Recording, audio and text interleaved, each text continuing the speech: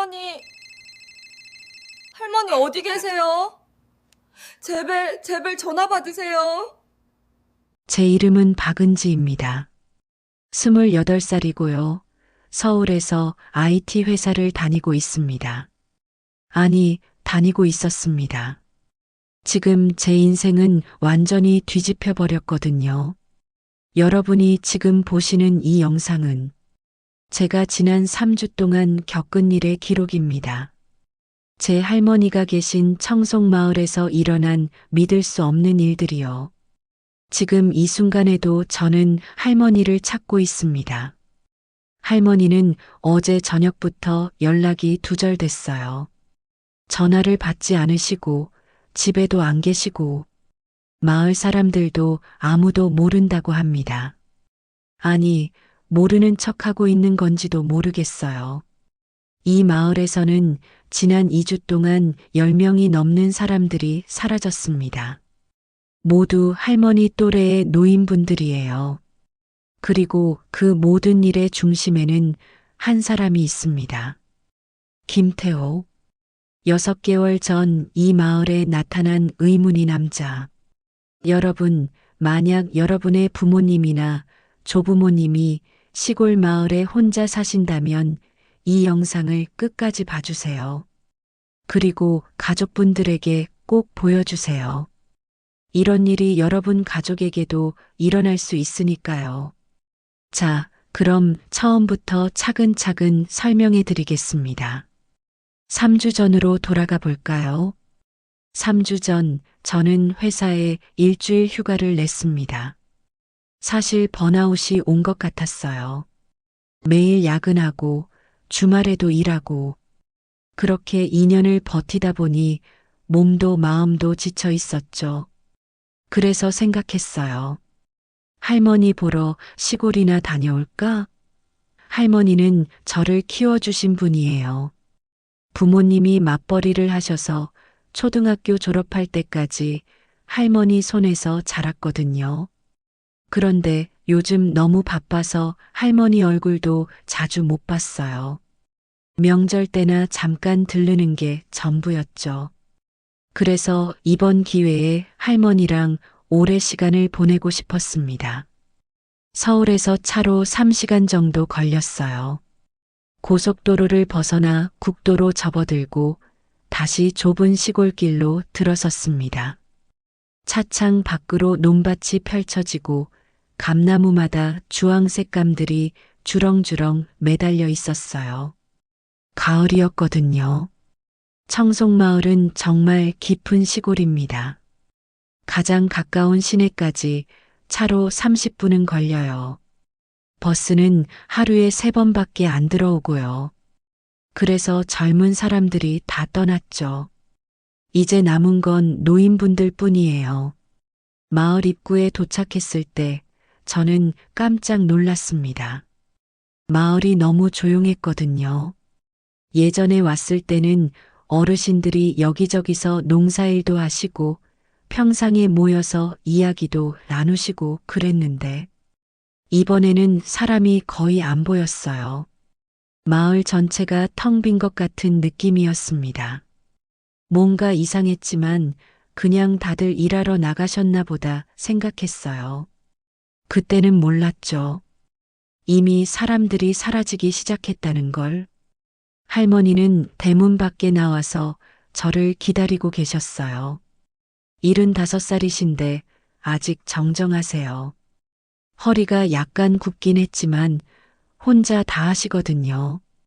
요리도 하시고 밭도 가꾸시고 할머니가 저를 보시더니 얼굴이 환해지셨어요. 우리 은지 왔네 하시면서 저를 꼭 껴안으셨죠. 그 순간 정말 눈물이 날 뻔했어요. 제가 너무 오랫동안 할머니를 소홀히 했구나 싶어서 할머니 집에 짐을 풀면서 제가 물었어요. 할머니 마을에 사람이 많이 줄었네요? 그랬더니 할머니가 한숨을 쉬시면서 말씀하셨어요. 그러게 말이다. 젊은 사람들 다 도시 나가고 이제 우리 같은 늙은이들만 남았지 뭐. 작년에만 해도 60명은 살았는데 지금은 30명도 안 될 거다. 저는 그게 자연스러운 현상이라고 생각했어요. 요즘 시골 마을이 다 그렇잖아요. 고령화, 인구 감소, 뉴스에서도 많이 나오고. 하지만 할머니의 다음 말씀이 저를 궁금하게 만들었습니다. 그래도 요즘 좋은 분이 한 분 오셨어. 서울에서 내려온 김 선생님이라고. 참 좋은 분이야. 할머니가 이렇게 말씀하시는 거예요. 김 선생님? 서울에서 시골로 내려온 사람? 저는 솔직히 의아했어요. 요즘 시대에 누가 서울을 떠나서 이런 깊은 시골로 온다는 거죠? 은퇴하신 분이라고 해도 보통은 교회 신도시나 중소도시에 정착하지 이렇게 불편한 시골까지는 안 오거든요. 짐을 풀고 할머니를 모시고 마을 슈퍼에 갔습니다. 할머니가 저녁 식사 재료를 사야 한다고 하셔서요. 슈퍼는 박춘식 아저씨가 운영하는 곳이에요. 70대 초반이신데 아직도 가게를 하고 계세요. 이 마을에서 유일한 슈퍼거든요. 저는 어렸을 때 여기 오면 아저씨가 항상 과자를 하나씩 더 주셨던 기억이 나요. 착하신 분이에요. 아저씨는 저를 보시더니 정말 반가워하셨어요. 은지 왔구나. 몇 년 만이가? 하시면서요. 저는 아저씨한테도 똑같이 물어봤어요. 마을 사람들이 많이 줄어든 것 같다고. 그랬더니 아저씨 표정이 잠깐 어두워지시더라고요. 그래. 요즘 젊은 사람들 다 떠나가고 나이 든 사람들도 자식들 따라 도시로 많이 갔어. 여기 농사 짓기도 힘들고 병원도 멀고 뭔가 말을 아끼시는 것 같았어요. 더 하고 싶은 말씀이 있는 것 같은데 주저하시는 느낌? 그런데 갑자기 아저씨 표정이 밝아지시더니 이렇게 말씀하셨어요. 아, 그건 말이다. 요즘 좋은 분이 한 분 오셔가지고 서울에서 내려온 김 선생님이라고. 덕분에 우리 마을이 좀 활기를 되찾았어. 또 김 선생이라는 사람이 나왔습니다. 할머니도 그 사람 이야기를 하시고 박 아저씨도 하시고 대체 이 사람이 누구길래 마을 사람들이 다 좋아하는 거죠? 저는 더 궁금해졌어요. 할머니가 설명해 주셨어요. 김 선생이라는 분은 50대 중반이고 서울에서 사업하다가 은퇴해서 6개월 전에 이 마을로 이사 오셨대요. 혼자 사시는데 매일 아침 마을회관에서 어르신들한테 운동을 가르쳐 주시고 건강 상담도 해주신대요. 가끔은 서울에서 좋은 건강식품도 구해다 주신다고 했어요. 들으면 들을수록 정말 천사 같은 사람이잖아요. 근데 왜일까요? 저는 자꾸 의심이 들었어요. 서울에서 IT 회사를 다니면서 저는 많은 걸 배웠어요. 특히 보안팀과 일하면서 각종 사기 사례들을 많이 접했거든요. 피싱, 보이스피싱, 투자 사기. 요즘 사기꾼들은 정말 교묘해요. 특히 노인분들을 타겟으로 하는 사기가 엄청 많아요. 그래서 저는 본능적으로 경계심이 생긴 거예요. 왜 굳이 서울에서 이런 시골까지 와서 노인들을 돌봐주지? 무슨 목적이 있는 건 아닐까? 물론 정말 선의로 봉사하시는 분일 수도 있어요. 그런 분들도 많으니까요. 하지만 확인은 해봐야 할 것 같았어요. 박 아저씨가 말씀하셨어요. 오늘 저녁에 마을회관에서 모임이 있는데 은지도 같이 갈래? 김 선생님 만나볼 수 있을 거야. 저는 당연히 가겠다고 했죠. 직접 만나보고 싶었으니까요. 그 사람이 정말 좋은 사람인지 아니면 뭔가 다른 속셈이 있는 사람인지 확인하고 싶었습니다. 그날 저녁 6시 저는 할머니와 함께 마을회관으로 향했습니다. 그리고 그곳에서 김태호라는 남자를 처음 만났죠. 지금 생각하면 그게 모든 악몽의 시작이었습니다. 마을회관에 도착했을 때 이미 10명 정도의 어르신들이 모여 계셨어요. 다들 할머니와 저를 반갑게 맞아주셨죠. 아이고, 박할매, 손녀 데리고 왔네. 은지 아가 많이 컸네. 이런 말씀들을 하시면서요. 마을 사람들은 다들 저를 어렸을 때부터 봐왔으니까 아는 사이예요. 인사를 나누고 있는데 회관 안쪽에서 한 남자가 걸어 나왔습니다. 바로 김태호였어요. 첫인상은 좋았어요. 솔직히 말씀드리면 50대 중반으로 보이는 그는 깔끔한 남색 점퍼에 정갈한 슬랙스를 입고 있었어요. 시골 마을에 사는 사람 같지 않게 단정한 차림이었죠. 얼굴은 부드러운 인상이었고 미소를 띤 눈가에는 잔주름이 있었어요. 목소리도 좋았어요. 라디오 DJ처럼 듣기 편한 톤이었죠. 어머, 새로운 얼굴이네요.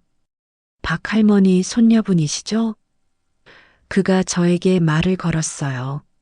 저는 간단히 인사를 나눴습니다. 저는 박은지라고 합니다. 서울에서 회사 다니고 있어요.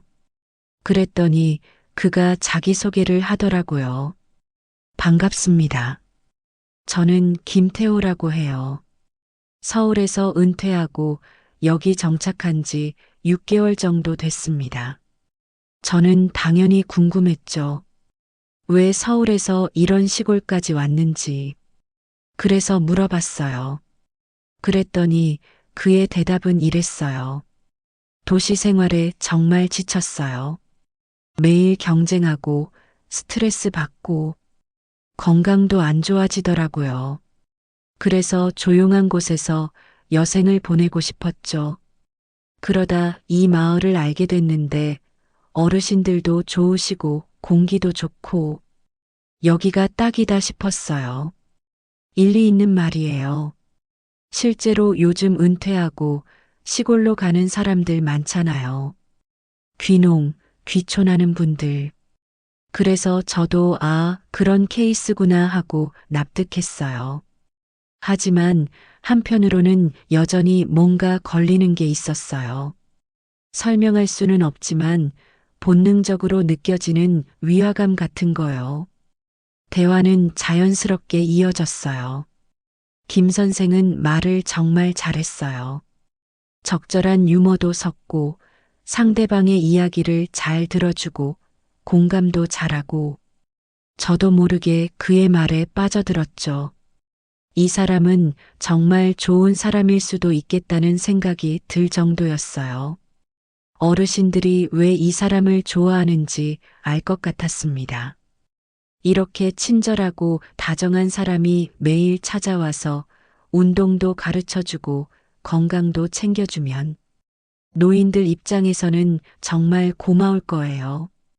특히 자식들이 멀리 사는 어르신들한테는 더더욱요. 7시가 되자 김 선생이 본격적으로 강의를 시작했어요. 오늘의 주제는 무릎 관절 건강이었습니다. 프로젝터가 켜지고 화면에 PPT 슬라이드가 나타났는데 생각보다 정말 전문적이었어요. 무릎 해부도, 관절염의 종류, 증상, 예방법. 의학 서적에서 볼 법한 내용들이었죠. 이 사람 제대로 준비했구나 싶었어요. 김 선생이 어르신들에게 물었어요. 여러분, 나이가 들면 무릎이 아프신 분들 많으시죠? 그러자 여기저기서 대답이 나왔죠. 그럼 나는 계단만 오르면 무릎이 시큰거려. 나는 아침에 일어날 때 제일 아파. 어르신들은 다들 무릎 통증을 겪고 계셨어요. 김 선생이 설명하기 시작했습니다. 그게 바로 연골이 닳아서 그런 겁니다. 연골은 한 번 다르면 재생이 안 돼요. 그래서 미리미리 관리를 해야 하는 거죠. 강의 내용 자체는 나쁘지 않았어요. 스트레칭 방법, 식이요법, 운동법. 실제로 도움이 되는 정보들이었죠. 어르신들도 고개를 끄덕이며 열심히 들으셨어요. 그런데 강의 후반부에 김 선생이 이런 말을 했어요. 특히 이 글루코사민 성분이 중요한데요. 이게 연골 형성에 도움을 줍니다. 요즘 좋은 제품들이 많이 나와 있어요. 그러자 한 할머니가 물으셨어요. 선생님, 그거 어디서 사요? 김 선생의 대답이 이랬어요. 제가 알아보고 좋은 거 추천해 드릴게요. 원가로 구해 드릴 수 있어요. 바로 이 부분이었어요. 제가 이상하다고 느낀 게 왜 굳이 본인이 직접 제품을 구해준다는 거죠? 그냥 브랜드 이름만 알려주면 어르신들이 직접 사시거나 자식들한테 부탁하면 될 텐데요. 굳이 중간에서 김 선생이 개입할 이유가 없잖아요. 근데 어르신들은 아무도 의심하지 않으셨어요. 오히려 선생님이 봐주시니 고맙다고 하시는 거예요. 강의가 끝나고 어르신들은 김 선생 주위로 모여들었어요. 선생님, 저번에 주신 비타민 먹고 나서 기운이 나는 것 같아요. 정말요? 다행이네요. 꾸준히 드세요. 선생님, 저도 그 글루코사민 좀 구해주세요. 네, 제가 좋은 거 알아볼게요. 이런 대화들이 오갔죠. 저는 뒤에서 이 광경을 지켜보면서 생각했어요. 이게 정상적인 건가? 뭔가 석연치 않았어요. 하지만 구체적으로 뭐가 잘못됐다고 말하기는 어려웠죠. 그냥 느낌이었어요. 모임이 끝나고 집으로 돌아오는 길, 저는 할머니에게 조심스럽게 물어봤어요. 할머니, 김 선생님, 좋은 분인 것 같긴 한데 혹시 뭐 돈 같은 거 받아요? 그랬더니 할머니가 손사래를 치시면서 아니, 전혀 안 받아. 오히려 본인 돈 들여서 우리 챙겨주지. 라고 하시는 거예요. 그럼 이 사람은 대체 뭘 먹고 사는 걸까요? 제가 그럼 뭘 먹고 사는 거예요? 라고 물으니까 할머니는 글쎄, 서울에서 사업 좀 하다가 은퇴했다고 하던데, 돈은 좀 있나 봐. 라고 하셨어요. 집에 돌아와서 저는 노트북을 켰습니다. 궁금했거든요. 이 김태호라는 사람이 대체 누구인지. 네이버에 김태호를 검색했더니 당연히 너무 흔한 이름이라 수천 개의 결과가 나왔어요. 청송마을 김태호로 검색해도 아무것도 안 나왔어요. 페이스북, 인스타그램, 블로그. 어디에도 그 사람의 흔적이 없었어요. 요즘 시대에 온라인에 전혀 흔적이 없다는 게 가능한가요? 50대면 SNS 하나쯤은 있을 법한데 말이에요. 그날 밤 저는 잠이 안 왔어요. 뭔가 찜찜했거든요. 그래서 창문가에 앉아서 밤 공기를 쐬고 있었어요. 그런데 이상한 걸 봤습니다. 마을회관에 불이 켜져 있는 거예요. 시계를 보니 밤 11시 30분이었어요. 분명 모임은 9시에 끝났는데 왜 저 시간에 불이 켜져 있는 거죠? 더 이상한 건 회관으로 향하는 사람들의 모습이었어요. 어둠 속에서 손전등을 들고 조용히 걸어가는 서너 명의 실루엣이 보였던 거예요. 저는 핸드폰을 들어서 사진을 찍으려고 했어요. 증거를 남기고 싶었거든요. 하지만 거리가 너무 멀어서 제대로 안 찍혔어요. 그냥 흐릿한 빛만 보일 뿐이었죠. 30분쯤 지나자 사람들이 다시 나왔어요. 빠른 걸음으로 각자의 집으로 흩어졌습니다. 저는 이 광경을 똑똑히 봤어요. 그리고 생각했죠. 분명히 뭔가 있다. 낮에 했던 모임과는 다른 뭔가가. 다음 날 아침, 저는 일부러 일찍 일어났어요. 할머니한테 물어봤죠. 할머니, 어젯밤에 마을회관에서 또 모임 있었어요? 그랬더니 할머니는 응? 아니, 내가 일찍 자서 모르겠네. 왜? 라고 하시는 거예요. 할머니는 정말 모르시는 것 같았어요. 아니면 숨기고 계신 걸까요? 저는 확인하고 싶었어요. 슈퍼로 향했습니다. 박 아저씨가 가게 문을 열고 계셨어요. 저는 최대한 자연스럽게 물어봤어요. 아저씨, 혹시 어젯밤 마을회관에 사람들 모였었어요? 그 순간 박 씨의 표정이 확 굳어지는 게 보였어요. 분명히 아시는 거였어요. 하지만 대답은 이랬어요. 아, 그건 김 선생님이 관심 있는 어르신들한테만 따로 건강 상담 좀 해주셨어. 별거 아냐? 별거 아니라고요? 밤 11시 반에 몰래 모여서 하는 게 별거 아니라고요? 박 씨는 서둘러 화제를 돌리려고 했어요. 그보다 은지, 뭐 필요한 거 있어? 과자? 음료수? 저는 아무것도 사지 않고 나왔습니다. 박 씨의 반응이 너무 이상했거든요. 분명히 뭔가 숨기고 있었어요. 그리고 그건 두려움 같았어요. 박 씨가 제 질문에 당황하면서도 경계하는 눈빛으로 저를 보던 게 기억나요. 마치 이걸 캐묻지 말아줘라고 하는 것 같았어요. 그 순간 저는 확신했습니다. 이 마을에 뭔가 잘못된 일이 벌어지고 있다는 걸요. 그 후 3일 정도는 평화로웠어요. 저는 할머니와 함께 텃밭을 가꾸고 마을을 산책하고 저녁에는 TV를 보면서 옛날 이야기를 나눴어요. 서울에서의 바쁜 일상을 잊고 진짜 휴식을 취하는 기분이었죠. 김 선생 이야기는 잠시 잊었어요. 내가 너무 예민한 건가? 그냥 좋은 사람일 수도 있잖아. 이렇게 생각하면서요. 하지만 그건 착각이었습니다. 3일째 되던 날 오후 할머니가 집에 들어오시면서 흥분한 목소리로 저를 부르셨어요. 은지야, 큰일 났다. 저는 깜짝 놀라서 뛰어나갔죠.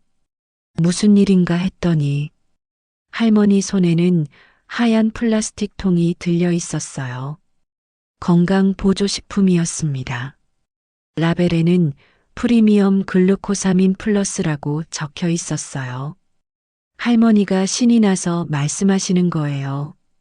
김 선생님이 건강보조식품 구해주셨어. 이거 먹으면 무릎도 안 아프고 혈압도 좋아진대. 저는 그 통을 받아들고 자세히 살펴봤어요. 제조사 정보가 작은 글씨로 빼곡하게 적혀 있었는데 제가 처음 보는 회사명이었어요. 물론 건강식품 회사가 우리나라에 수백 개니까 제가 다 알 수는 없죠. 하지만 뭔가 찝찝했어요. 그래서 물어봤습니다. 할머니, 이거 얼마예요?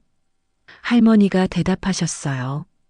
한 통에 5만 원인데 김 선생님이 원가로 구해줘서 3만 원에 샀어. 3만 원. 할머니한테는 적지 않은 돈이에요. 저는 솔직하게 말씀드렸어요. 할머니, 이런 거 함부로 먹으면 안 돼요. 성분도 확인해 봐야 하고 의사 선생님한테도 물어봐야 하고. 그랬더니 할머니가 약간 짜증을 내시는 거예요. 아이고, 너 김 선생님을 믿지 못하겠어? 다들 좋다고 먹는데. 최 할매도 먹고 이 할매도 먹고 다들 효과 봤다고 그러더라. 저는 더 이상 말하지 못했어요. 할머니를 설득하는 게 쉽지 않을 것 같았거든요. 그래도 저는 성분표를 꼼꼼히 읽어봤어요. 글루코사민, 콘드로이틴, MSM. 일반적인 관절 영양제 성분들이었어요. 식약처 인증 마크도 있었고요. 겉으로 보기에는 문제가 없어 보였습니다. 혹시 내가 과민 반응하는 건가 싶기도 했어요. 하지만 마음 한구석이 계속 불편했습니다. 왜 김 선생이 직접 이걸 구해다 주는 걸까? 여기서 그가 얻는 게 뭘까? 단순히 선의만으로 이런 일을 할까? 그날 저녁 저는 혼자 마을회관에 가봤어요. 김 선생을 직접 만나서 물어보고 싶었거든요. 회관문을 열었더니 김 선생이 혼자 책상에 앉아서 서류 작업을 하고 있었어요. 저를 보더니 밝게 웃으면서 아, 은지 씨. 어서 오세요. 무슨 일이세요? 라고 물었어요. 저는 최대한 공손하게 물어봤습니다. 저희 할머니가 건강보조식품을 사셨던데요. 제가 좀 궁금한 게 있어서요. 김 선생이 대답했어요. 아, 글루코사민 말씀이시죠? 정말 좋은 제품이에요. 제 어머니도 드시고 계신데 효과가 좋다고 하시더라고요. 저는 본론으로 들어갔죠. 근데 왜 직접 구해주시는 거예요? 브랜드만 알려주시면 저희가 사는데. 김 선생은 잠시 생각하더니 이렇게 설명했어요. 사실 제가 건강식품 유통 쪽에서 일했었어요. 그래서 좋은 제품을 원가에 구할 수 있는 루트가 있거든요. 어르신들이 비싼 돈 주고 사시는 게 안쓰러워서 제가 도와드리는 거예요. 일리 있는 말이었어요. 실제로 건강식품은 유통 마진이 크거든요. 원가의 몇 배로 팔리는 경우가 많아요. 그런 걸 원가에 구해주신다면 좋은 일이죠. 하지만 저는 계속 물었어요. 그럼 선생님은 여기서 아무것도 안 받으시는 거예요? 수고비 같은 것도?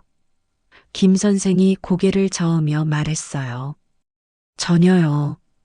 저는 그냥 어르신들이 건강하게 지내시는 걸 보는 게 보람이에요. 은퇴하고 나니까 돈보다 그런 게 더 중요하더라고요. 김 선생은 갑자기 저를 빤히 보면서 물었어요. 혹시 저를 의심하시는 건가요? 저는 당황했죠. 아니, 그게 아니라 요즘 사기 사건이 많아서 김 선생이 웃으면서 말했어요. 이해해요. 요즘 세상이 그렇잖아요. 특히 젊은 분들은 더 조심하시는 게 당연하죠. 하지만 저는 정말 순수하게 어르신들을 도와드리고 싶어서 여기 온 거예요. 서울에서 사업하면서 돈만 쫓다가 정작 중요한 걸 잃었더라고요. 사람의 온기, 진짜 관계, 그런 것들이요. 그의 눈빛은 진심으로 보였어요. 저는 혼란스러웠습니다. 이 사람은 정말 좋은 사람일까? 아니면 연기를 하는 걸까? 그날 밤 저는 다시 창가에 앉았어요. 일부러요. 마을회관을 지켜보고 싶었거든요. 밤 10시, 10시 30분. 시간이 흘러갔어요. 그리고 11시 정각, 예상대로 회관에 불이 켜졌습니다. 제가 본 게 맞았어요. 밤마다 뭔가가 벌어지고 있었던 거예요. 이번에는 제대로 확인하고 싶었어요. 그래서 옷을 챙겨 입고 조용히 밖으로 나갔습니다. 할머니는 이미 깊이 주무시고 계셨어요. 다행이었죠. 만약 할머니가 깨시면 설명하기 곤란했을 테니까요. 저는 손전등도 켜지 않고 어둠 속에서 조심스럽게 걸었어요. 마을은 정말 조용했어요. 가로등도 몇 개 없어서 어두웠고요. 멀리서 개 짖는 소리만 들렸습니다. 회관으로 향하는 사람들의 뒷모습이 보였어요. 서너 명 정도였던 것 같아요. 모두 노인분들이었어요. 저는 회관 근처 창고 뒤에 숨었어요. 거기서 회관 창문이 보였거든요. 창문 커튼이 쳐져 있었지만 완전히 가려지지는 않아서 안이 희미하게 보였어요. 10명 정도의 어르신들이 앉아 계셨고 김 선생이 앞에서 뭔가를 설명하고 있었어요. 하지만 거리가 너무 멀어서 무슨 말을 하는지는 들리지 않았습니다. 저는 좀 더 가까이 가고 싶었어요. 그래서 조금씩 다가갔죠. 그런데 갑자기 누군가가 제 어깨를 잡았어요. 저는 비명을 지를 뻔했어요. 뒤를 돌아보니 박 씨였습니다. 박 씨가 낮은 목소리로 말했어요. 은지야, 여기서 뭐 하는 거야? 저는 당황해서 제대로 대답도 못했어요. 아, 아저씨. 그냥. 박 씨의 표정은 평소와 완전히 달랐어요.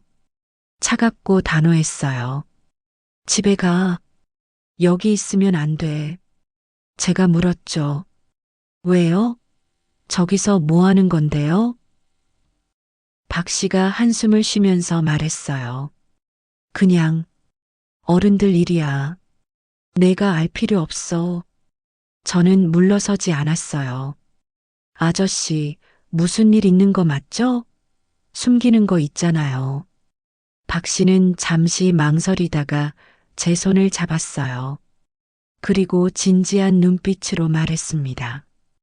은지야, 넌 착한 애야. 그러니까 그냥 모르는 척 해줘. 내 할머니 위해서라도. 제가 되묻었어요. 무슨 말씀이세요? 할머니가 왜 나와요? 박 씨는 대답하지 않았어요. 그냥 저를 집 쪽으로 밀어냈어요. 더 이상 캐묻지 마. 제발. 저는 어쩔 수 없이 집으로 돌아왔어요. 하지만 잠은 올 리 없었죠. 박 씨의 표정이 자꾸 떠올랐어요. 그건 두려움이었어요. 그는 뭔가를 두려워하고 있었어요. 김 선생을 아니면 다른 무언가를 그리고 내 할머니 위해서라는 말은 무슨 뜻이었을까요? 할머니가 위험에 처한 건가요? 아니면 할머니도 이미 그 일에 연루된 건가요? 머릿속이 복잡했습니다. 저는 그날 밤 거의 잠을 못 잤어요. 다음 날 아침 저는 일찍 일어나서 마을을 둘러봤어요. 뭔가 달라진 게 있는지 확인하고 싶었거든요. 겉으로 보기엔 평범한 아침이었어요. 어르신들은 마당에서 농작물을 손질하시고 몇몇은 평상에 앉아서 이야기를 나누시고 평화로운 시골 마을의 일상이었죠. 하지만 제 눈에는 이상한 점들이 보이기 시작했어요. 어젯밤 회관에 갔던 어르신들이 유독 피곤해 보였어요. 얼굴이 창백하고 눈 밑에 다크서클이 있고 최할머니는 평소에 말씀을 많이 하시는 분인데 그날은 말수가 적었어요. 강 할아버지는 계속 한숨을 쉬고 계셨고요. 제가 인사를 드려도 시큰둥하게 대답하시거나 아예 못 들은 척 하시는 분들도 있었어요. 뭔가 마음에 걸리는 일이 있는 것 같았습니다. 저는 최할머니에게 다가가서 말을 걸어봤어요. 할머니, 안녕하세요. 오랜만이에요.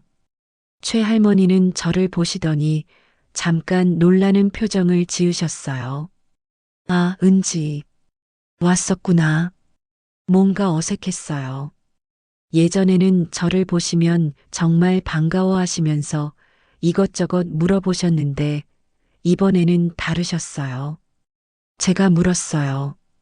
할머니, 괜찮으세요? 안색이 안 좋아 보이는데. 최할머니가 손사래를 치시면서 아니야.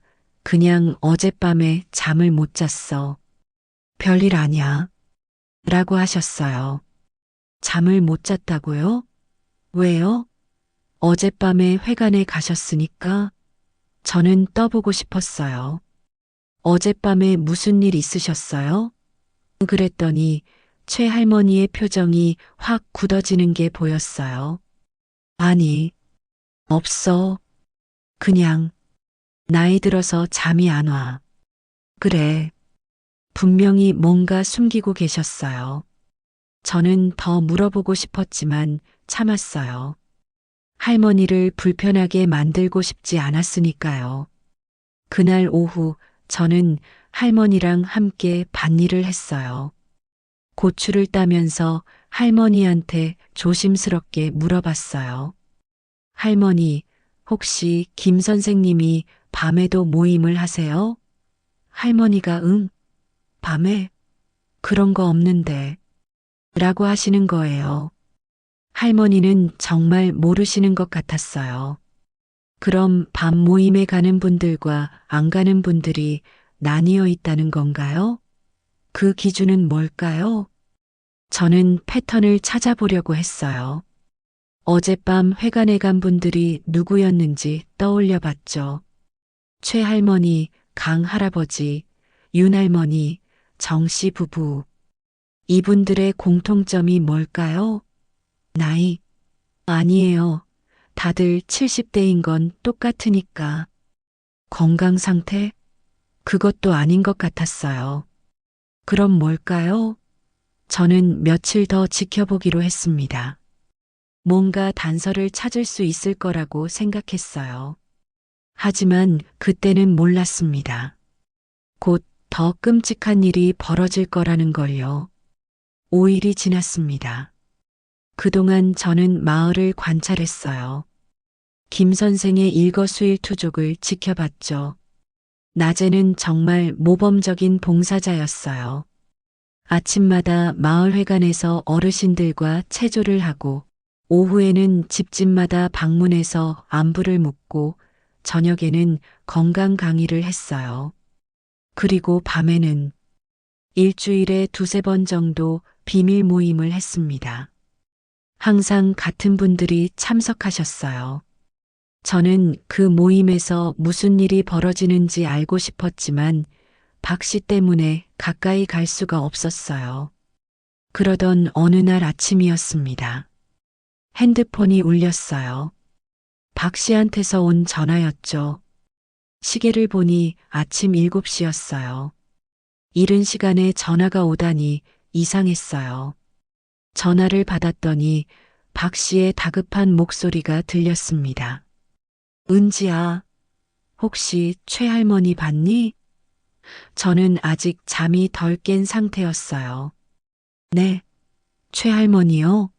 아니요, 왜요? 박 씨가 말했어요. 어제부터 연락이 안 돼. 전화도 안 받으시고, 집에도 안 계시고, 혹시 너희 할머니랑 어디 가신 거 아닐까 싶어서. 저는 할머니를 깨웠어요. 할머니한테 물으니 최 할머니를 보지 못했다고 하셨어요. 저는 빨리 옷을 입고 최 할머니 집으로 향했습니다. 박 씨도 이미 거기 와 계셨고 몇몇 마을 사람들도 모여 있었어요. 다들 걱정스러운 표정이었죠. 저는 최 할머니 집 대문을 두드렸어요. 할머니, 최 할머니. 아무 대답이 없었어요. 박 씨가 말했어요. 문이 잠겨 있지 않더라. 들어가 봐도 될까? 우리는 조심스럽게 문을 열고 안으로 들어갔어요. 집안은 정리되어 있었어요. 지저분하거나 어질러진 흔적이 없었죠. 마치 평소처럼 깔끔하게 정돈된 상태였어요. 이상한 건 그거였어요. 만약 무슨 사고가 났거나 급하게 나간 거라면 흔적이 있어야 하는데 전혀 없었거든요. 부엌에는 설거지한 그릇들이 깔끔하게 정리되어 있었고 침대도 정리되어 있었어요. 계획적으로 어딘가 간 것처럼 보였습니다. 그때 박 씨가 탁자 위에서 뭔가를 발견했어요. 메모지였습니다. 박 씨가 읽어봤어요. 가족들한테 가요. 걱정 마세요. 최순자 저는 그 메모를 받아서 자세히 봤어요. 필체는 할머니 것이 맞는 것 같았어요. 하지만 뭔가 어색했어요. 글씨가 평소보다 떨리는 것 같았거든요. 박 씨가 말했어요. 그럼 서울 가신 건가? 자식들한테 연락해 봐야겠어. 저도 그렇게 생각했어요. 아마 자식들한테 무슨 일이 있어서 급하게 올라가신 거겠지 하고요. 하지만 1시간 후 박 씨한테서 다시 전화가 왔어요. 이번에는 목소리가 떨리고 있었어요. 은지야, 최할머니 아들한테 연락해 봤어. 그런데 저는 가슴이 철렁했어요. 그런데 뭐예요? 박 씨가 대답했어요. 어머니한테서 연락받은 적 없대. 오실 거라는 말씀도 없으셨고, 지금 전화해봐도 안 받으신대. 그 순간 저는 알았어요. 뭔가 잘못됐다는 걸. 최할머니는 자식들한테 간 게 아니었어요. 그럼 어디로 간 걸까요? 저는 즉시 경찰에 신고하자고 했어요. 하지만 박 씨는 주저했어요. 아직은 좀 더 기다려보자. 다른 친척 집에 가셨을 수도 있고, 왜 박 씨는 경찰 신고를 꺼리는 걸까요? 저는 이해할 수 없었어요. 70대 노인이 연락 없이 사라졌는데 경찰에 신고하는 게 당연한 거 아닌가요? 하지만 박 씨뿐만 아니라 다른 마을 사람들도 비슷한 반응이었어요. 좀 더 기다려보자. 곧 연락 오실 거야. 뭔가 이상했어요. 정말 이상했어요. 그날 오후 저는 마을 사람들을 찾아다니며 최할머니에 대해 물어봤어요. 혹시 어디 가신다는 말씀을 들었는지, 최근에 이상한 행동을 하지 않으셨는지. 하지만 다들 아무것도 모른다고 했어요. 글쎄, 나도 모르겠어. 며칠 전에 봤는데 평소랑 똑같으셨어? 이런 대답들 뿐이었죠. 근데 이상한 건 다들 눈을 마주치지 않으려고 했어요. 뭔가 숨기고 있다는 느낌이 강하게 들었습니다. 저는 김 선생을 찾아갔어요. 회관에 가니까 그가 혼자 책을 읽고 있었어요. 제가 들어가자 고개를 들더니 은지 씨, 무슨 일이세요? 라고 물었어요. 저는 직설적으로 물어봤습니다. 최할머니 어디 가신 거 아세요? 김 선생이 놀란 표정을 지었어요. 네, 최할머니가 어디 가셨다고요? 진짜 모르는 것 같았어요. 아니면 연기를 정말 잘하는 걸까요? 어제부터 연락이 안 되세요. 혹시 선생님한테 말씀하신 거 없어요? 김 선생이 고개를 저었어요. 전혀요. 며칠 전에 봤을 때도 평소와 다름없으셨는데, 김 선생이 걱정스러운 표정으로 말했어요. 그럼 경찰에 신고해야 하는 거 아닌가요? 70대 어르신이 연락 없이 사라지셨다는 건 심각한 문제잖아요.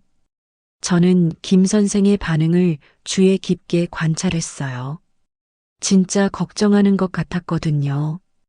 혹시 제가 괜히 의심한 건가 싶었어요. 김 선생이 계속 말했어요. 제가 마을 사람들한테 얘기해 볼게요. 다 같이 찾아봐야죠. 혹시 어디 넘어지셔서 다치신 건 아닐까 걱정되네요. 저녁 무렵 마을 사람들이 모여서 수색에 나섰어요.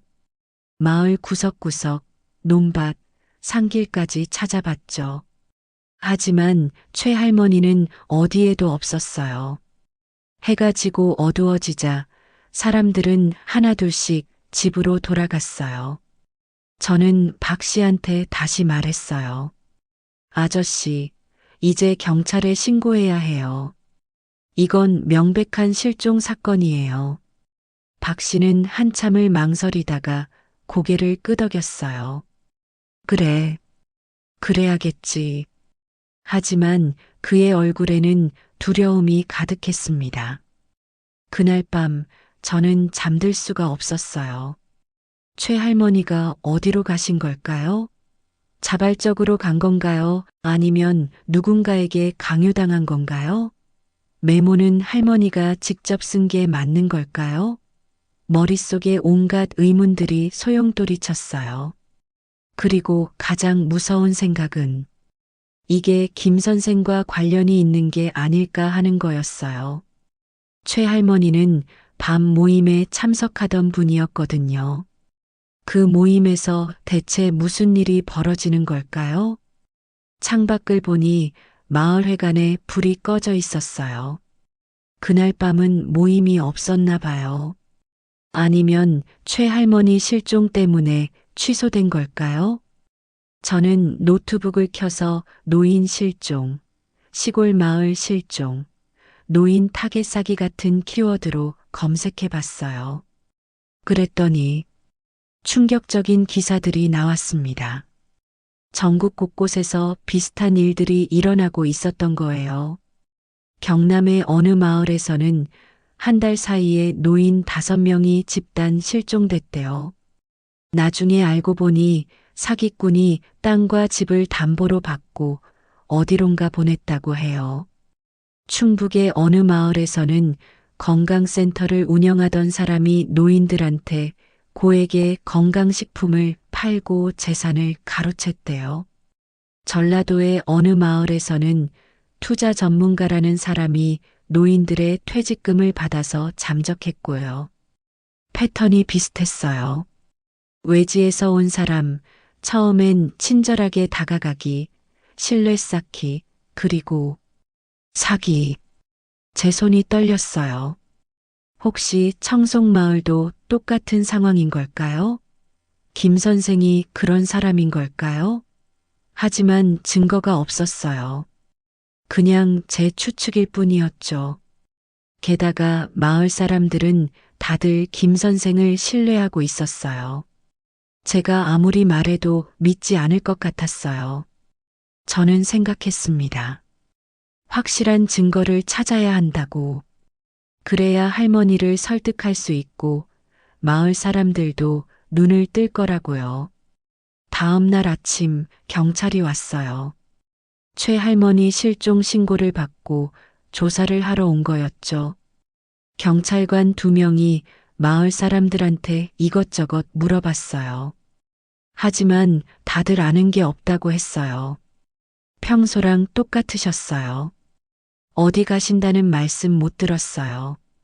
경찰은 최할머니 집도 조사했고 주변도 살펴봤어요. 그리고 결론을 내렸습니다. 자발적으로 어디 가신 것 같습니다. 메모도 있고 강제로 끌려간 흔적은 없으니까요. 며칠 지켜보고 연락이 안 오면 다시 연락 주세요. 저는 답답했어요. 경찰도 이렇게 대충 넘어가는구나 싶었죠. 하지만 경찰 입장에서는 할 수 있는 게 별로 없었을 거예요. 범죄의 증거가 없으니까요. 성인이 자발적으로 집을 나간 건 범죄가 아니니까요. 저는 제 손으로 직접 조사하기로 마음먹었습니다. 그날부터 저는 진짜 탐정이 됐어요. 최할머니가 사라지고 3일 후 또 다른 실종 사건이 일어났습니다. 이번에는 이 할머니였어요. 72살이신 이영자 할머니. 이번에도 똑같았어요. 집은 깔끔하게 정리되어 있고 메모가 남겨져 있었어요. 서울 딸네 집에 갑니다. 걱정 마세요. 하지만 딸한테 연락해보니 역시 모른다고 했어요. 어머니한테서 아무 연락도 받지 못했다고요. 저는 소름이 돋았어요. 이건 우연이 아니에요. 분명히 패턴이 있어요. 그리고 이틀 후 3번째 실종이 일어났습니다. 강 할아버지였어요. 76살. 역시 똑같은 방식이었죠. 정리된 집, 메모, 그리고 가족들은 모른다는 대답. 일주일 사이에 3명이 사라졌어요. 이건 명백히 이상한 거잖아요. 근데 마을 사람들은 여전히 곧 돌아오실 거야. 다른 친척 집에 가셨나 봐. 이런 반응이었어요. 저는 패턴을 분석하기 시작했어요. 사라진 세 분의 공통점을 찾아봤죠. 첫째, 모두 70대 노인분들. 둘째, 모두 혼자 사세요. 배우자가 돌아가셨거나 자식들이 멀리 살고 있어서 혼자 지내시는 분들. 셋째, 그리고 가장 중요한 건 모두 밤 모임에 참석하던 분들이었어요. 김 선생이 진행하는 그 비밀 모임 말이에요. 이건 우연일 수가 없어요. 저는 노트에 정리를 시작했어요. 밤 모임에 참석하는 분들 명단, 실종된 분들, 그리고 시간 순서, 그림이 그려지기 시작했어요. 김 선생이 마을에 온 게 6개월 전이에요. 처음 3개월은 낮 활동만 했어요. 운동 지도, 건강 상담, 그런 것들. 그리고 3개월 후부터 밤 모임이 시작됐어요. 그리고 최근 2주 동안 실종 사건이 발생하기 시작한 거예요. 이건 계획적인 거예요. 김 선생은 처음 3개월 동안 신뢰를 쌓았고, 그 다음 3개월 동안 특정 타겟들을 골랐고, 이제 실행에 옮기고 있는 거예요. 저는 할머니한테 조심스럽게 물어봤어요. 할머니, 김 선생님이 혹시 투자 같은 거 제안하신 적 있어요? 아니면 돈 관련된 얘기? 할머니가 고개를 저으셨어요. 아니, 그런 건 없어. 왜? 제가 설명했죠. 최 할머니랑 이 할머니, 강 할아버지. 모두 김 선생님 밤 모임에 다니시던 분들이에요. 혹시 그 모임에서 무슨 얘기 하는지 아세요? 할머니가 어리둥절한 표정으로 말씀하셨어요. 밤 모임? 그런 거 있어? 할머니는 정말 모르고 계셨어요. 밤 모임은 초대받은 사람들만 가는 거였던 거예요. 그럼 그 기준이 뭘까요? 왜 어떤 사람은 초대하고 어떤 사람은 안 하는 걸까요? 저는 더 깊이 파헤쳐야 한다고 생각했어요. 그래서 위험한 결정을 내렸습니다. 다음 밤 모임 때 몰래 들어가서 녹음을 하기로요. 증거를 확보해야 했으니까요. 그런데 제가 계획을 실행하기도 전에 일이 더 커졌어요. 나흘 후 윤할머니가 사라졌어요. 그리고 그 다음 날 정씨 부부가 함께 사라졌어요. 일주일 사이에 5명이 더 사라진 거예요. 총 8명. 마을 인구가 30명 정도밖에 안 되는데 그중 8명이 사라진 거예요. 이건 더 이상 무시할 수 없는 상황이었어요. 마을이 공포에 휩싸였어요. 사람들은 집 밖에 잘 나오지 않게 됐어요. 서로를 의심하기 시작했죠. 누가 다음 차례일까? 우리도 사라지는 거 아닐까? 불안과 공포가 마을을 지배했어요. 경찰이 다시 왔지만 역시 뚜렷한 단서를 찾지 못했어요. 모든 실종자의 집에서 자발적으로 떠났다는 메모가 발견됐고 강제로 끌려간 흔적은 없었으니까요. 저는 경찰한테 제 의심을 말했어요. 김태호라는 사람을 조사해 보세요. 그가 오고 나서 이런 일들이 시작됐어요. 그리고 실종된 분들은 모두 그 사람의 모임에 다니던 분들이에요. 경찰이 김 선생을 소환해서 조사했어요. 하지만 김 선생은 완벽하게 대응했어요. 저는 단지 봉사활동을 했을 뿐입니다. 어르신들이 사라진 것과는 아무 관련이 없어요. 저도 정말 걱정되고 안타까워요. 그리고 그의 말을 뒷받침할 증거들이 있었어요. 김 선생은 모든 활동을 기록해뒀어요. 운동지도 일지, 건강 상담 기록, 강의 자료. 완벽했어요. 그리고 그는 어떤 금전적 이익도 취하지 않았다고 주장했어요. 건강식품은 원가에 제공했고 모든 활동은 무료 봉사였다고요. 통장 기록도 깨끗했어요. 의심스러운 돈의 흐름이 전혀 없었죠. 경찰은 결국 그를 용의자로 지목할 수 없었어요. 증거가 없으니까요. 저는 답답했어요.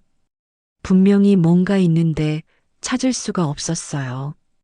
김 선생은 너무 조심스럽고 치밀하게 움직이고 있었어요. 그는 법적으로 완벽했어요. 하지만 저는 포기할 수 없었어요. 제 할머니를 지켜야 했으니까요. 그리고 사라진 분들을 찾아야 했으니까요. 그래서 저는 더 과감한 방법을 쓰기로 했습니다. 실종 사건으로 마을이 둘로 나뉘었어요. 한쪽은 김 선생을 의심하는 사람들, 다른 한쪽은 그를 여전히 신뢰하는 사람들. 의외로 김 선생을 믿는 사람들이 더 많았어요. 왜냐하면 그는 지난 6개월 동안 정말 헌신적으로 마을을 위해 일했거든요. 사람들은 그의 선행을 기억했어요. 김 선생님이 그럴 리 없어. 경찰도 아무 문제 없다고 했잖아. 이런 반응들이었죠. 저는 소수파였어요. 저와 몇몇 사람들만 김 선생을 의심했죠. 심지어 제 할머니도 은지야, 넌 너무 예민한 거 아니냐라고 하셨어요. 저는 외로웠어요. 아무도 제 말을 믿어주지 않았거든요. 하지만 포기할 수 없었어요. 제가 옳다는 확신이 있었으니까요. 그래서 저는 혼자서라도 증거를 찾기로 했어요. 저는 밤마다 마을회관을 감시했어요. 김 선생의 일거수일투족을 기록했죠. 언제 어디를 가는지, 누구를 만나는지, 무엇을 하는지. 하지만 그는 정말 조심스러웠어요. 의심스러운 행동을 하나도 하지 않았어요. 낮에는 평소처럼 봉사활동을 했고, 밤에는 조용히 집에 있었어요. 실종 사건 이후로 밤 모임도 중단됐거든요. 2주가 지났어요. 더 이상의 실종은 없었어요. 사람들은 조금씩 안심하기 시작했어요. 이제 끝난 건가? 사라진 분들이 곧 돌아오시겠지. 하지만 저는 알았어요. 이건 끝이 아니라는 걸요. 김 선생은 지금 숨을 죽이고 있는 거예요. 경찰의 주목을 피하기 위해서요. 시간이 지나면 다시 시작할 거예요. 그 전에 제가 그를 막아야 했어요. 그러던 어느 날 박 씨가 저를 찾아왔어요. 새벽 3시였어요. 제 방문을 조심스럽게 두드리는 소리에 깼죠. 문을 열었더니 박 씨가 창백한 얼굴로 서 있었어요. 손이 떨리고 있었어요. 그가 떨리는 목소리로 말했어요. 은지야, 너한테 할 말이 있어. 근데 아무한테도 말하면 안 돼. 우리, 큰일 났어. 저는 박 씨를 안으로 들였어요. 그리고 그날 밤, 저는 충격적인 진실을 듣게 됐습니다. 박 씨는 제 방에 앉아서 한참을 말을 못하고 있었어요. 손을 부들부들 떨면서요. 저는 물 한 잔을 드렸어요. 아저씨, 진정하세요. 무슨 일이에요?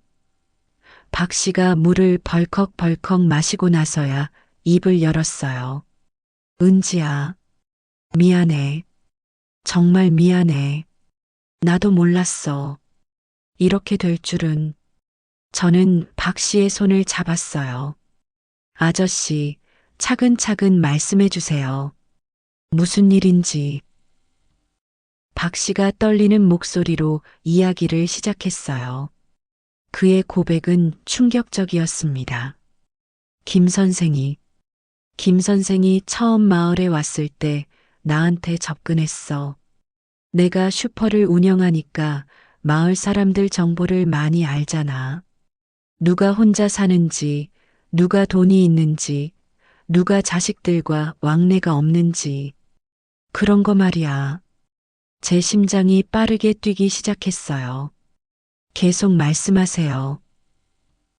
김 선생이 나한테 제안을 했어. 돈을 주겠다고. 그냥 정보만 알려주면 된다고. 처음에는 거절했지. 근데 나 빚이 많았어. 슈퍼가 잘 안 돼서 은행 대출도 받고 카드값도 못 갚고 김 선생이 내 빚을 대신 갚아준다고 했어. 2천만 원. 저는 숨이 막혔어요. 그래서 아저씨가 정보를 준 거예요? 박 씨가 고개를 끄덕였어요. 눈물이 볼을 타고 흘러내렸어요. 나는 그냥 정보만 알려주면 되는 줄 알았어. 설마 사람들이 사라질 줄은. 김 선생이 그냥 건강식품 장사나 좀 하려는 줄 알았어. 그래서 누가 돈이 있는지, 누가 쉽게 설득당할 것 같은지 그런 정보를 줬어. 그리고 김 선생은 그 사람들을 타겟으로 밤 모임을 만든 거야. 나는 나중에서야 알았어. 그 모임에서 김 선생이 뭘 하는지. 저는 온몸에 소름이 돋았어요. 밤 모임에서 뭘 한 거예요? 박 씨가 대답했어요. 투자 제안이야. 김 선생이 프레젠테이션을 했어. 어떤 부동산 투자 기회라고. 땅을 사면 몇 배로 불어난다고. 그리고 어르신들한테 집과 땅을 담보로 제공하면 큰 돈을 벌 수 있다고 했어. 어르신들은 믿었어. 6개월 동안 김 선생을 믿어왔으니까. 그래서 계약서에 도장을 찍었어. 계약서 내용은 뭐였어요? 제가 물었어요. 박 씨가 대답했어요. 그게 나도 나중에 봤는데 실제로는 모든 재산을 김 선생한테 넘기는 거였어. 집, 땅, 통장, 전부 법적으로 완벽한 서류였어. 어르신들은 잘 모르셨어. 글씨가 작고 법률 용어가 많아서 김 선생이 읽어주는 대로만 이해하셨지. 그리고 도장을 찍으셨어. 저는 충격을 받았어요. 그럼 사라진 분들은? 박 씨가 고개를 숙였어요. 재산을 다 넘기고 나면 김 선생이 어디론가 보냈어. 임시 숙소라고 했어. 투자가 성공할 때까지 거기서 기다리라고. 어르신들은 믿었어. 곧 큰 돈을 벌어서 자식들한테 물려줄 수 있다고 생각하셨으니까. 그래서 자식들한테도 비밀로 하셨고 메모만 남기고 떠나신 거야. 모든 퍼즐이 맞춰졌어요. 그래서 집이 정리되어 있었던 거고 메모가 있었던 거고 강제로 끌려간 흔적이 없었던 거예요. 어르신들은 스스로 원해서 간 거니까요. 하지만 속아서요. 완전히 속아서요. 저는 분노가 치밀어 올랐어요. 아저씨는 왜 이제야 말씀하시는 거예요? 진작 경찰한테 신고했어야죠. 박 씨가 울면서 말했어요. 무서웠어. 김 선생이. 그 사람 무서워. 김 선생이 협박했어요? 제가 물었어요.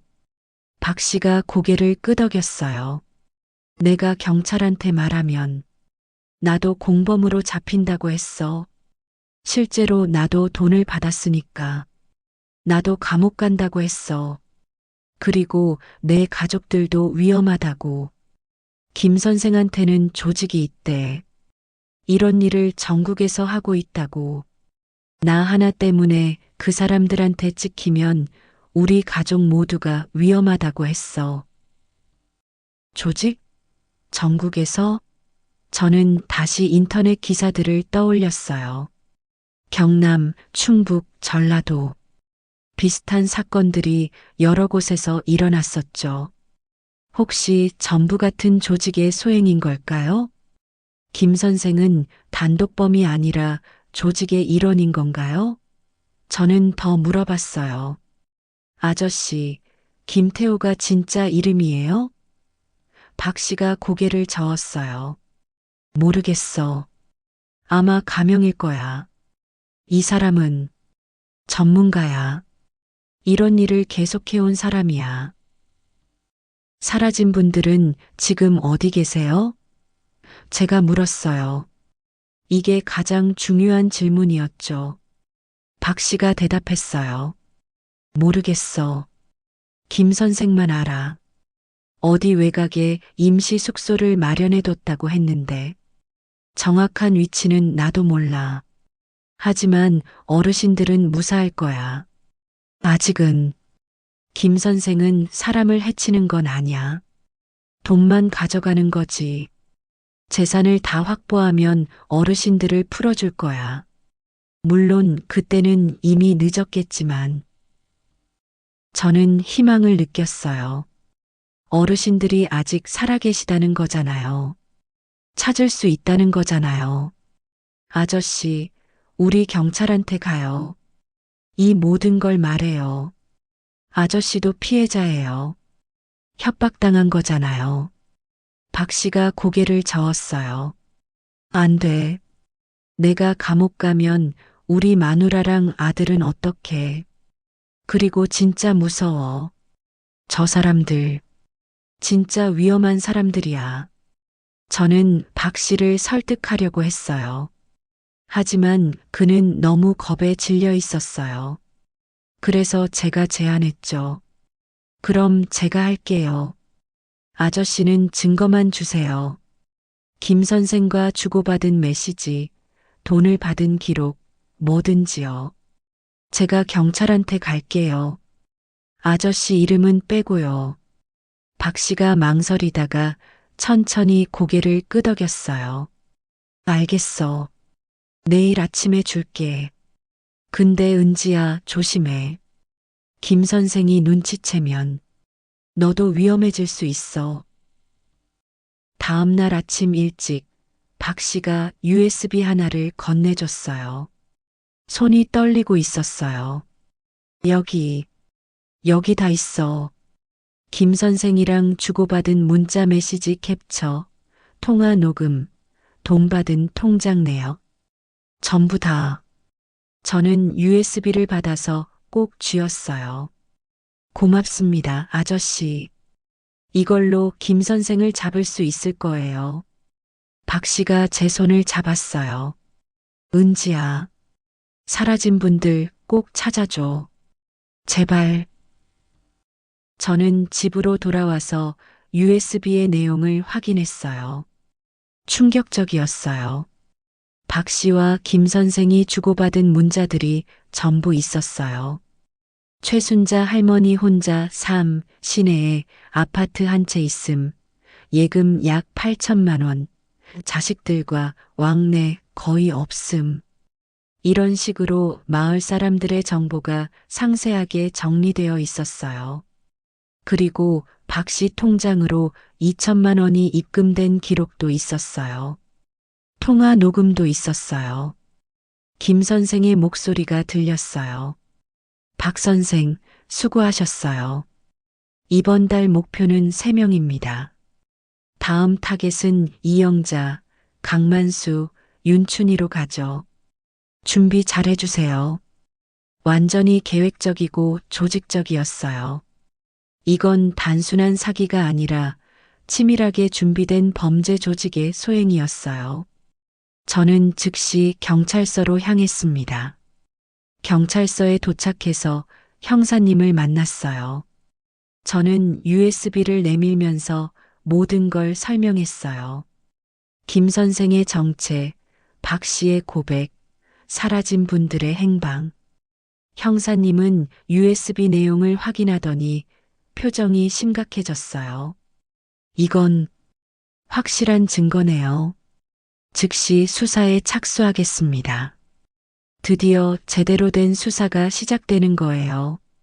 저는 안도감을 느꼈어요. 하지만 형사님이 경고했어요. 은지 씨, 조심하세요. 이 사람들은 전문 조직입니다. 당신이 조사하고 있다는 걸 알면 위험해질 수 있어요. 당분간 마을에서 평소처럼 행동하세요. 우리가 뒤에서 조사할게요. 저는 고개를 끄덕였어요. 하지만 제 마음은 급했어요. 지금 이 순간에도 할머니가 위험에 처할 수 있으니까요. 김 선생이 다음 타겟으로 할머니를 노릴 수도 있으니까요. 마을로 돌아오는 길, 저는 결심했어요. 할머니를 설득해서라도 서울로 모시고 가야겠다고. 적어도 김 선생이 체포될 때까지는요. 하지만 제가 집에 도착했을 때 충격적인 광경을 목격했습니다.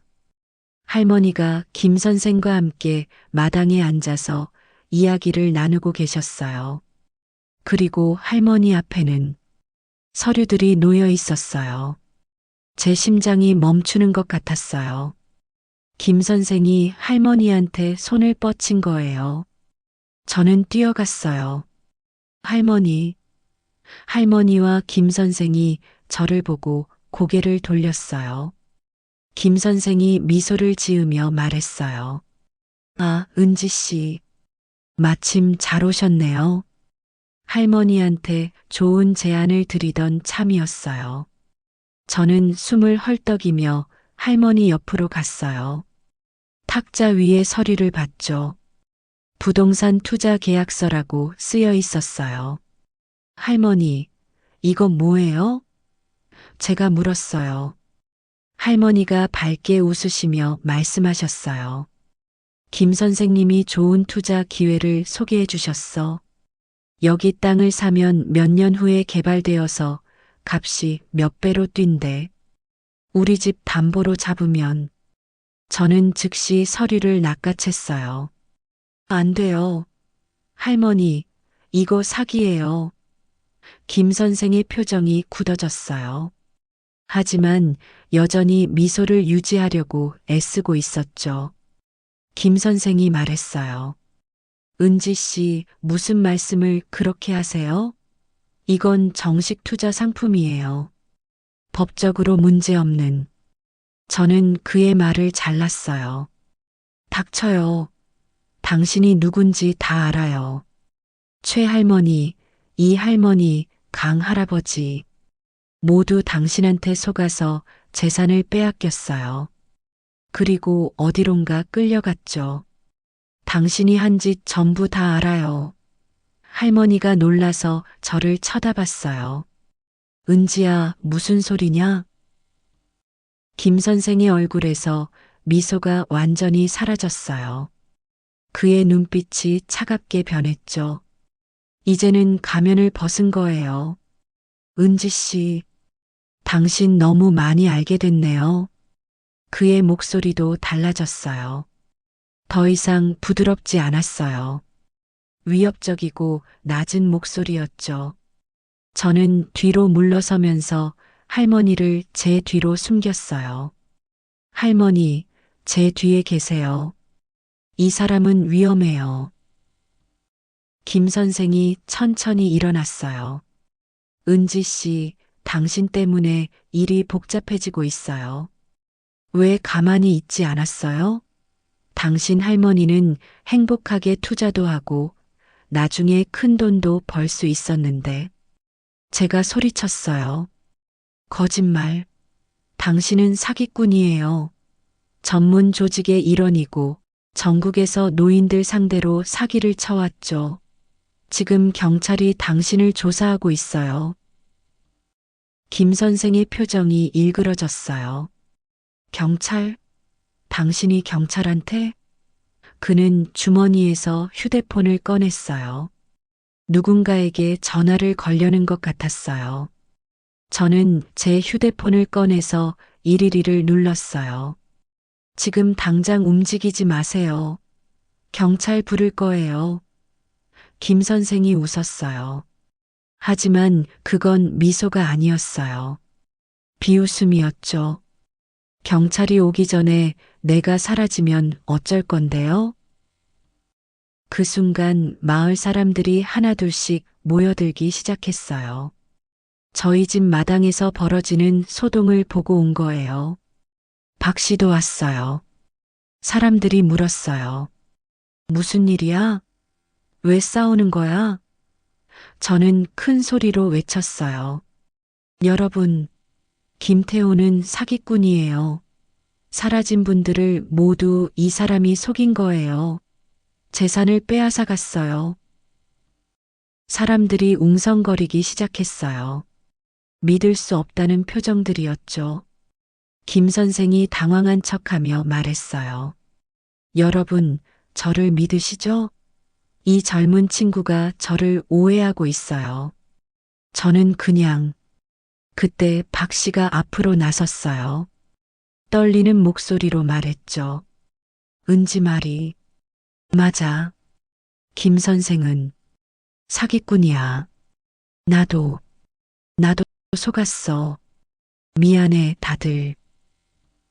마을 사람들이 충격을 받았어요. 박 씨가 김 선생 편에 섰던 사람 중 하나였거든요. 그럼 박 씨가 지금 김 선생을 고발하고 있는 거예요. 박 씨가 계속 말했어요. 김 선생이 나한테 돈을 줬어. 마을 사람들 정보를 알려주면 돈을 준다고 해서 나는 빚이 많아서 미안해. 박 씨가 무릎을 꿇으며 울기 시작했어요. 김 선생의 얼굴이 일그러졌어요. 더 이상 연기할 수 없었던 거죠. 그가 날카로운 목소리로 말했어요.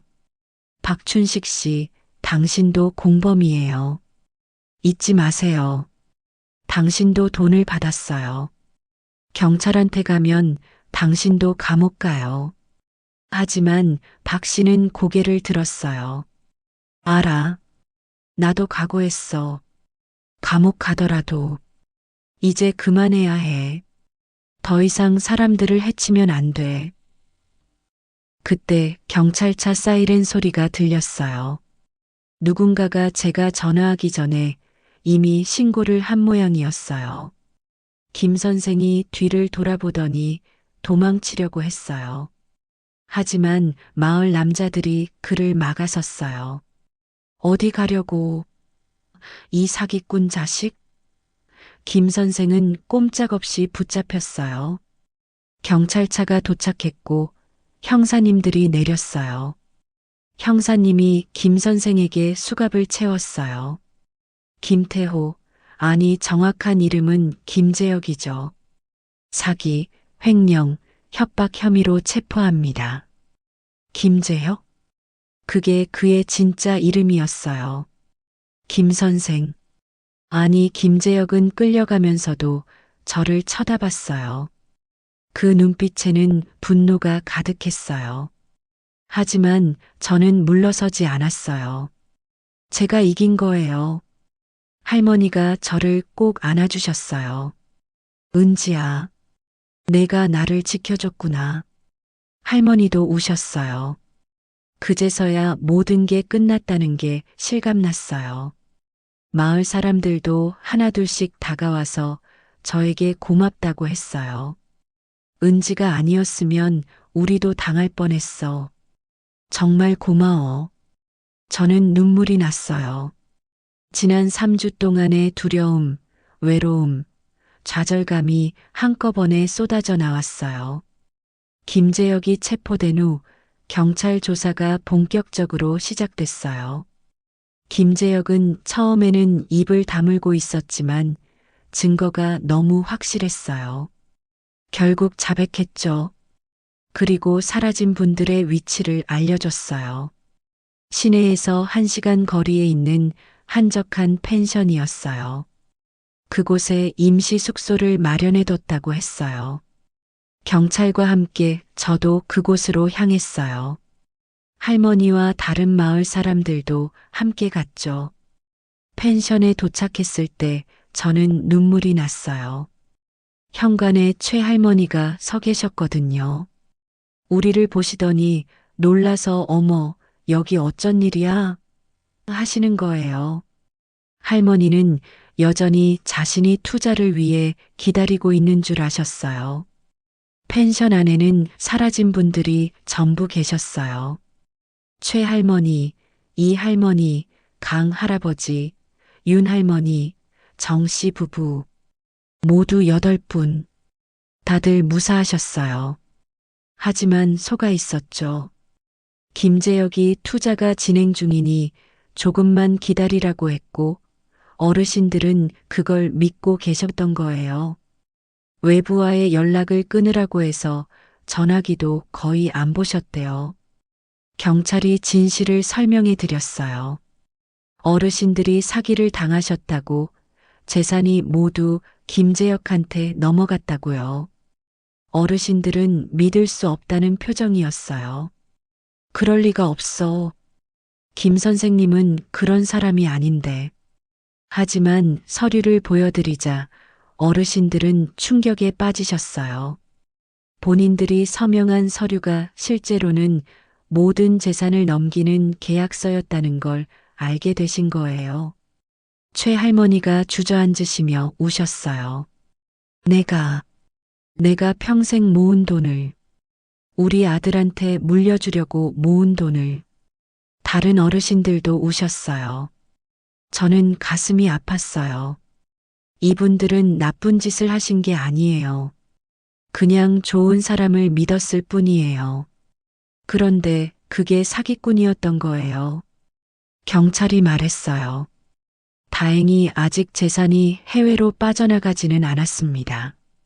김재혁의 계좌를 동결시켰고 법적 절차를 통해 재산을 되찾을 수 있을 겁니다. 시간은 걸리겠지만 희망은 있었어요. 어르신들은 조금씩 안정을 되찾으셨어요. 그리고 마을로 함께 돌아왔습니다. 3주 만에 귀환이었어요. 김재혁의 재판이 시작됐어요. 법정에는 마을 사람들이 대거 참석했어요. 피해자 증인으로, 방청객으로요. 저도 증인석에 섰어요. 검사님이 물었어요. 증인은 어떻게 김재혁의 범행을 알게 됐습니까? 저는 처음부터 차근차근 설명했어요. 어떻게 의심하게 됐는지, 어떻게 조사했는지, 어떻게 증거를 확보했는지. 재판 과정에서 더 많은 진실이 밝혀졌어요. 김재혁은 전국적인 사기 조직의 일원이었어요. 그 조직은 전국의 시골 마을을 타겟으로 활동하고 있었죠. 조직원들은 가짜 신분으로 마을에 들어가서 신뢰를 쌓고 노인들의 재산을 가로채는 수법을 썼어요. 청송마을은 그들의 11번째 타겟이었어요. 김재혁 혼자서만 이미 60명 이상의 노인들을 속였다고 해요. 더 충격적인 건 조직의 규모였어요. 전국에 20명 이상의 조직원이 있었고 그들은 체계적으로 움직이고 있었어요. 변호사, 회계사, 부동산 중개인, 각 분야의 전문가들이 협력해서 완벽한 사기 시스템을 만들어낸 거였어요. 법의 허점을 이용해서 합법적인 것처럼 보이게 만들었죠. 박 씨도 재판에 섰어요. 그는 협박과 공갈에 못 이겨 범행에 가담했다는 점이 인정되어서 집행유예를 받았어요. 하지만 마을에서의 그의 입지는 완전히 무너졌어요. 사람들은 그를 용서하지 못했어요. 저는 박 씨가 안쓰러웠어요. 그도 피해자 중 하나였으니까요. 하지만 동시에 그의 선택이 많은 사람들을 위험에 빠뜨렸다는 것도 사실이었어요. 최종 판결이 나왔어요.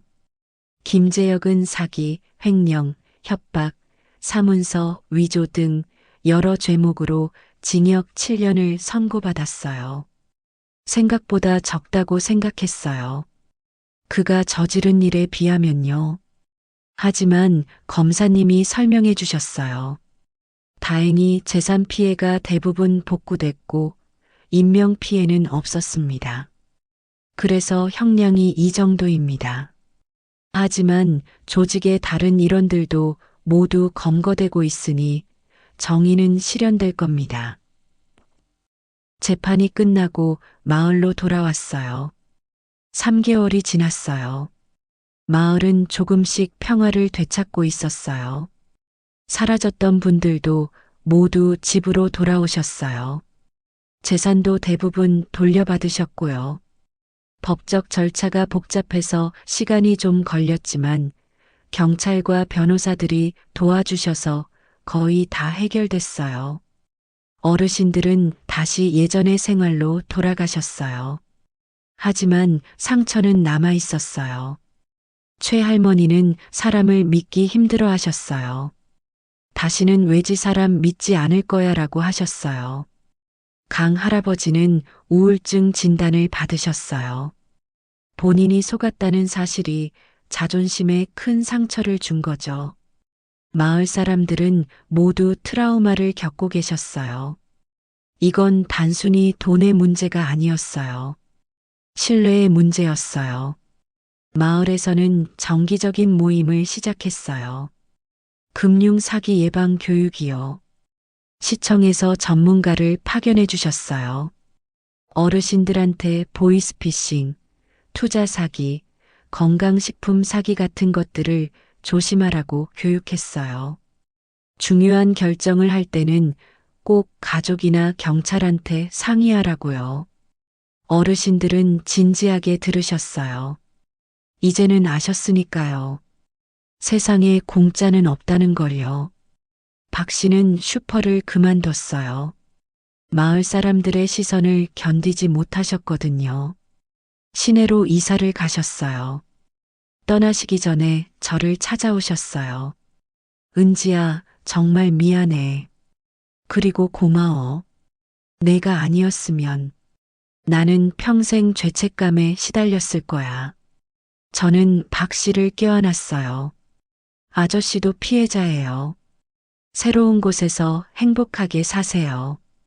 박 씨는 울면서 떠나셨어요. 마을회관은 한동안 문을 닫았어요. 그곳에서 너무 많은 일이 벌어졌으니까요. 하지만 6개월 후 다시 문을 열었어요. 이번에는 진짜 자원봉사자들이 와서 어르신들을 돌봐드렸어요. 젊은 대학생들이 주말마다 와서 말벗도 되어드리고 스마트폰 사용법도 가르쳐드리고요. 마을은 다시 웃음을 되찾기 시작했어요. 저는 서울로 돌아갔어요. 회사에 복직했죠. 하지만 뭔가 달라졌어요. 제 마음이요. 회사 일이 예전만큼 중요하게 느껴지지 않았어요. 저는 깨달았어요. 제가 진짜 하고 싶은 일이 뭔지를요. 사람들을 돕는 일, 특히 도움이 필요한 노인분들을 지키는 일. 그래서 저는 결정했어요. 비영리 단체를 만들기로요. 노인 사기 예방과 피해 지원을 하는 단체요. 제 경험을 살려서 다른 사람들을 도울 수 있을 거라고 생각했어요. 회사를 그만두고 준비를 시작했어요. 쉽지 않았어요. 자금도 부족하고 혼자서 하기엔 벅찼죠. 하지만 포기하지 않았어요. 이 영상을 만든 이유도 그거예요. 더 많은 사람들이 알아야 한다고 생각했어요. 노인 사기가 얼마나 교묘하고 위험한지, 그리고 어떻게 예방할 수 있는지요. 제가 겪은 일이 누군가에게는 경고가 될 수 있을 거라고 믿어요. 여러분의 부모님, 조부모님을 지킬 수 있는 정보가 될 거라고요. 청송마을 사건 이후 비슷한 연락이 많이 왔어요. 저희 마을에도 이상한 사람이 와 있어요. 우리 어머니가 누구한테 돈을 빌려주셨는데 연락이 안 돼요. 건강식품을 너무 많이 사시는데 이게 사기 아닐까요? 저는 하나하나 답장을 드렸어요. 조사하는 방법, 신고하는 방법, 증거 확보하는 방법. 제가 아는 모든 걸 알려드렸어요. 그리고 놀라운 일이 있었어요. 제 이야기를 듣고 다른 마을에서도 비슷한 사기를 적발한 거예요. 경북의 한 마을에서는 건강 상담사라는 사람이 똑같은 수법을 쓰고 있었는데 마을 주민이 제 경험담을 듣고 경찰에 신고해서 미리 막았대요. 전남의 한 마을에서도 비슷한 케이스가 있었고요. 제가 만든 이 영상이 제 경험이 누군가를 구했다는 게 정말 뿌듯했어요. 할머니는 여전히 청송마을에서 사세요. 저는 이제 한 달에 2번씩 내려가요. 주말마다요. 할머니를 돌봐드리기도 하고 마을 어르신들도 만나고요. 최할머니는 이제 많이 밝아지셨어요. 처음에는 우울해 하셨는데 시간이 지나면서 그래도 다행이야. 은지가 있어서 우리가 살았어라고 하세요. 강 할아버지도 상담 치료를 받으시면서 조금씩 회복하고 계세요. 마을 사람들은 이제 저를 우리 은지라고 불러요.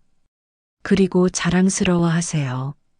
우리 은지가 마을을 구했지. 우리 은지 덕분에 살았어. 처음에는 쑥스러웠는데 이제는 그게 좋아요. 제가 이분들한테 도움이 됐다는 게 의미 있는 일을 했다는 게 행복해요. 돈을 많이 버는 것보다 높은 직책에 오르는 것보다 누군가를 지켰다는 게 더 값진 것 같아요. 1년이 지났어요. 제 비영리 단체 실버 가디언이 정식으로 출범했어요. 노인 사기 예방 교육, 피해 상담, 법률 지원을 하는 단체예요. 아직 규모는 작아요. 직원도 저 포함해서 5명뿐이고 사무실도 작은 오피스텔이에요. 하지만 매일 연락이 와요. 도움을 요청하는 분들이요.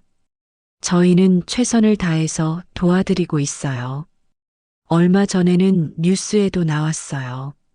청송마을 사기 사건을 계기로 노인 사기 예방 단체 설립 이런 제목으로요. 인터뷰도 했어요. 기자님이 물으셨어요. 왜 이 일을 시작하게 됐나요? 저는 대답했죠.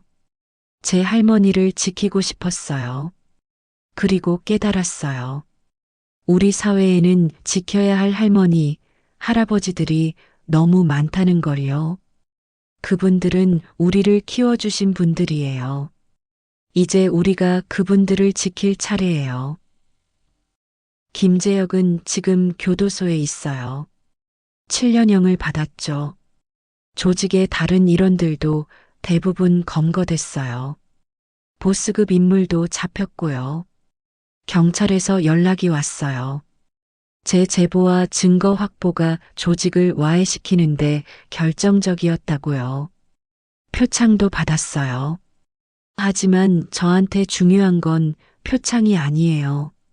더 이상 그들이 누군가를 해치지 못한다는 거예요.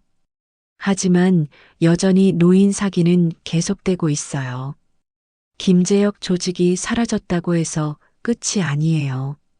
다른 사기꾼들이 여전히 활동하고 있어요. 수법도 점점 교묘해지고 있고요. 보이스피싱, 메신저 피싱, 투자 사기, 건강식품 사기, 결혼 사기. 종류도 다양해요. 그래서 저는 계속 싸울 거예요. 이 싸움은 끝나지 않았으니까요. 여러분께 부탁드리고 싶은 게 있어요. 여러분의 부모님, 조부모님께 정기적으로 연락하세요. 안부를 물어보세요. 요즘 어떻게 지내시는지, 새로 만난 사람은 없는지, 큰 돈이 드는 일은 없는지, 관심을 가져주세요. 사기꾼들은 외로운 노인들을 노려요. 가족의 관심이 부족한 분들을요. 여러분의 관심이 가장 강력한 예방책이에요. 그리고 만약 의심스러운 상황을 발견하시면 주저하지 말고 신고하세요. 경찰서 민원실, 금융감독원, 또는 저희 실버 가디언에 연락 주셔도 돼요. 화면에 연락처를 띄워드릴게요. 상담은 무료예요. 저희가 도와드릴게요. 혼자 고민하지 마세요. 함께 싸우면 이길 수 있어요. 제가 이 영상을 만드는데 1년이 걸렸어요. 기억을 되살리는 게 쉽지 않았거든요. 때로는 그때의 두려움이 다시 밀려와서 힘들기도 했어요. 하지만 만들어야 했어요. 더 많은 사람들이 알아야 한다고 생각했으니까요. 이 영상이 누군가에게 도움이 됐으면 좋겠어요. 누군가의 할머니, 할아버지를 지킬 수 있다면 그걸로 충분해요. 청송마을은 이제 평화를 되찾았어요. 봄이 오면 벚꽃이 피고, 여름에는 논의 벼가 자라고, 가을에는 감이 있고, 겨울에는 하얀 눈이 내려요. 계절은 돌고 돌아요. 마을도 다시 돌아왔어요. 상처는 남아있지만 치유되고 있어요. 어르신들은 다시 웃으세요. 마을회관에서 모여서 이야기 나누시고 평상에 앉아서 차 마시고 일상이 돌아온 거예요. 할머니는 여전히 텃밭을 가꾸세요. 저는 할머니를 도와드려요. 함께 땅을 파고 씨를 뿌리고 물을 주고 그 시간이 정말 좋아요. 할머니와 함께하는 시간이요. 할머니가 가끔 말씀하세요. 은지야, 내가 그때 나를 지켜줘서 고마워. 할매가 어떻게 됐을지 몰라. 저는 대답해요. 할머니, 전 당연한 일을 한 거예요. 할머니가 저를 키워주셨잖아요. 이제 제가 할머니를 지킬 차례예요. 이 이야기의 교훈은 간단해요. 첫째, 너무 좋은 제안은 의심하세요. 세상에 공짜는 없어요. 누군가가 당신한테 돈을 벌게 해준다고 하면 그건 그 사람이 당신한테서 돈을 벌려는 거예요. 둘째, 중요한 결정은 혼자 하지 마세요. 가족, 친구, 전문가와 상의하세요. 특히 재산과 관련된 결정은요. 셋째, 직감을 믿으세요. 뭔가 이상하다고 느껴지면 대부분 이상한 거예요. 그리고 가장 중요한 건 관심이에요. 사랑하는 사람들에게 관심을 가져주세요. 정기적으로 연락하고 만나고 이야기 나누세요. 외로움이 사기꾼들이 파고드는 틈이에요. 사랑과 관심으로 그 틈을 메워주세요. 그게 가장 강력한 보호막이에요. 자, 이제 이야기를 마쳐야 할 시간이네요. 90분 동안 저와 함께 해주셔서 감사해요. 이 이야기가 여러분께 도움이 됐기를 바라요. 그리고 기억하세요. 당신도 누군가의 은지가 될 수 있어요. 주변을 둘러보세요. 도움이 필요한 사람이 있는지요? 작은 관심, 작은 의심, 작은 용기가 누군가의 인생을 구할 수 있어요. 할머니, 저 사람 믿으면 안 돼요. 이 한마디가 8명의 목숨을 구했어요. 여러분도 주저하지 마세요. 의심스러우면 말하세요. 이상하면 신고하세요. 당신의 목소리가 누군가를 구할 수 있어요. 함께 싸워요. 우리의 소중한 어르신들을 지키기 위해서요. 마지막으로 청송마을 어르신들께 이 영상을 바쳐요. 그리고 전국의 모든 할머니, 할아버지들게요. 여러분은 소중해요. 여러분을 지키기 위해 우리가 있어요. 그리고 저는 계속 싸울 거예요. 노인 사기가 사라질 때까지요. 여러분도 함께 해주세요. 구독, 좋아요, 공유 부탁드려요. 더 많은 사람들이 봐야 해요. 한 사람이라도 더 지켜야 하니까요. 청송마을에서 그리고 서울에서 박은지였습니다. 시청해 주셔서 감사합니다. 그리고 기억하세요. 당신의 관심이 누군가의 인생을 바꿀 수 있다는 거요. 안녕히 계세요. 그리고 부모님께 전화 한 통 하세요. 지금 당장요. 재미있게 보셨나요? 다음에는 더욱 흥미진진한 사연으로 돌아오겠습니다. 구독자 여러분, 항상 건강하시고 행복하시길 바랍니다. 감사합니다.